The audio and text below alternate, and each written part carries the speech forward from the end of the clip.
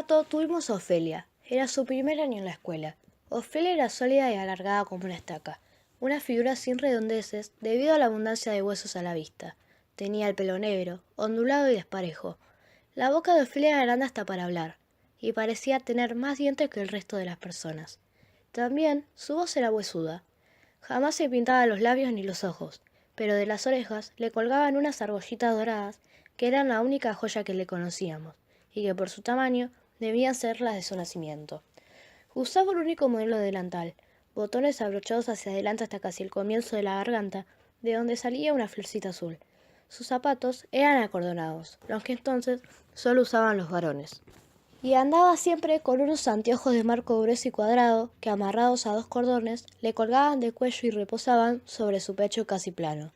La señorita Ofelia era hermosa, así la veíamos nosotros, aunque no luciera como las demás mujeres de la época. Debíamos encontrar la belleza en su brutal simpatía, en el entusiasmo por contarnos cuentos, en lo enorme y ruidoso de su risa, en su modo particular de corregirnos los cuadernos. Ella no ponía bien, mal, regular o excelente, no juzgaba. Escribía en verde frases como «No hiciste todas las cuentas bien, repasa un poco», o «Me gustó tu composición, ¿querés leérmela en voz alta?».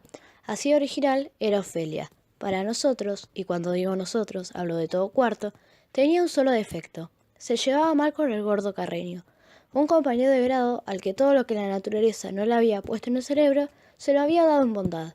Ofelia no soportaba las bromas de Carreño.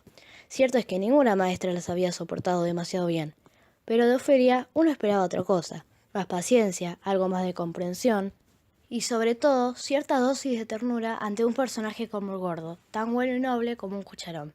Pero no, las torpezas de nuestro compañero eran su punto débil. La sacaban de quicio y solían mandarlo a la dirección, o le decía cosas hirientes que un poco nos dolían a todos. Daniel Carreño era un chico especial, lo reconozco. Tenía nuestra edad, pero era alto y muy gordo. En cuarto, medía más que algunas maestras, a pesar de su cara de bebé. Parecía un angelote.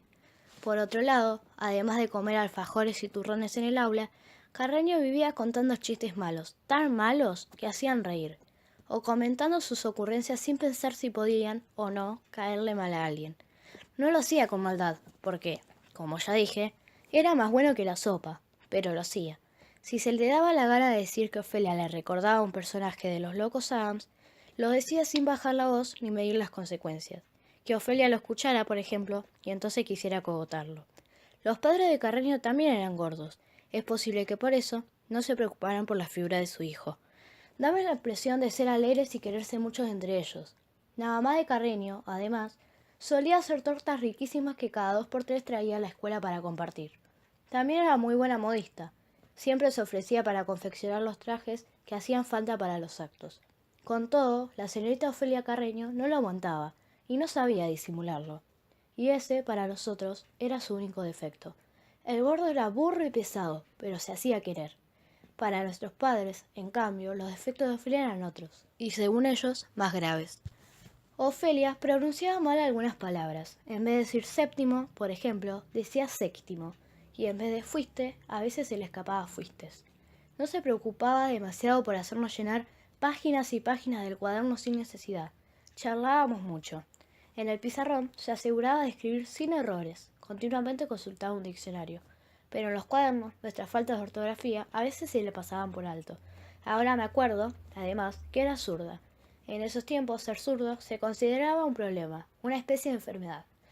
La cuestión es que a partir de un día, creo que fue después de las primeras pruebas de desenvolvimiento, asusados al principio por la familia Smith y luego por el propio fluir de los rumores, nuestros padres empezaron a decir que Ofelia era una pésima maestra, que enseñaba poco, que hablaba mal, que nos llenaba la cabeza con cuentos, que en el cuaderno había más poesías que dictados, que nos incentivaba a mirar televisión, etcétera, etcétera, etcétera. Hasta recuerdo haber escuchado decir que era un marimacho. Esa fue la palabra, demasiado tosca para estar enfrente de un grado. Se organizó una primera reunión en casa de Viviana Dilesio, la hija del comisario, y nos juntaron a todos para decidir si había que echar o no a la maestra. Curioso, la reunión parecía una fiesta. Para nosotros, sus alumnos, los directos interesados, quedarnos sin Ofelia era una injusticia espantosa, pero a nadie parecía importarle nuestra opinión. Si algunos habíamos asistido a ese aquelarre, era solo porque no habían tenido con quién dejarnos en casa, no para ser consultados. La cuestión es que se redactó una carta para las autoridades de la escuela. La carta fue firmada por casi todos los padres de cuarto, y a la semana siguiente se produjo algo parecido a lo que hoy llamaríamos un juicio oral y público. En el salón de actos se colocaron sillas para padres y alumnos, y frente a la platea se ubicó un escritorio tras el cual se sentaron la vicedirectora, en representación de la directora que estaba con licencia por un mes, la inspectora y la señorita Ofelia, que miraba a ser desconcertada. ¿Qué era eso? ¿Qué estaba pasando? ¿Por qué todos los alumnos contra Ofelia? Nunca nadie nos había enseñado tantas cosas como ella. O esas cosas. Nos recomendaba películas para ver en el cine. Nos recomendaba ir al cine. Comentaba con nosotros los programas de televisión. Sean críticos, decía. Hasta nos había explicado algo de lo que mis padres no querían hablar y que al menos yo nunca había entendido, y preguntaba siempre, ¿qué querían decir unas letras que aparecían por todas partes, pintadas en las paredes de la calle? Una B y una P ordenadas así. En imprenta una P y justo debajo una B corta.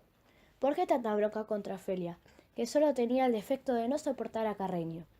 Todavía me acuerdo de esa mañana y me pongo nerviosa. Lo que pasó fue muy feo. La vicedirectora leyó en voz alta la carta que habían escrito nuestros padres y empezó a interrogar a la maestra.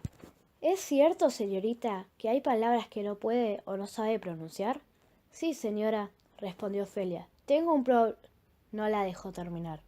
¿Es cierto, señorita, que no corrige como es debido todos los errores de ortografía que los niños cometen en el cuaderno?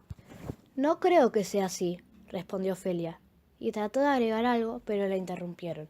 ¿Es cierto, señorita Ofelia, que habló de Perón en clase? Sí, señora, respondió Ofelia, y quiso aclarar que lo había hecho para responderme una pregunta, pero algunos padres empezaron a chiflar y la inspectora los hizo callar.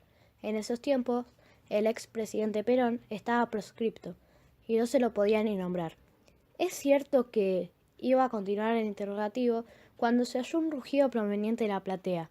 Basta, basta, déjela en paz.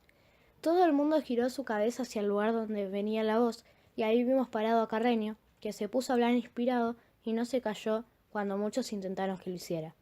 Dijo que Ofelia era una maestra muy buena, que todos los chicos lo queríamos, que no íbamos a dejar que la trataran tan mal. Dijo que era una vergüenza, así lo dijo. Que en vez de estar aprendiendo en el aula, así lo dijo, lo juro. Tuviéramos que aguantarnos esa... Ahí se trabó. Esa... cosa contra la pobre señorita. Parece de mala película norteamericana, pero la verdad es que en ese momento los chicos y los padres de Carreño, obvio, nos pusimos a gritar y aplaudir. Nunca pensamos que aquella situación nos llevaría de cabeza al fracaso. En esa misma reunión, a Ofelia la trataron de agitadora, de instigar a los alumnos a rebelarse contra las autoridades. La echaron o ella renunció. Bien no sé. Fue un golpe inolvidable, inolvidable todo.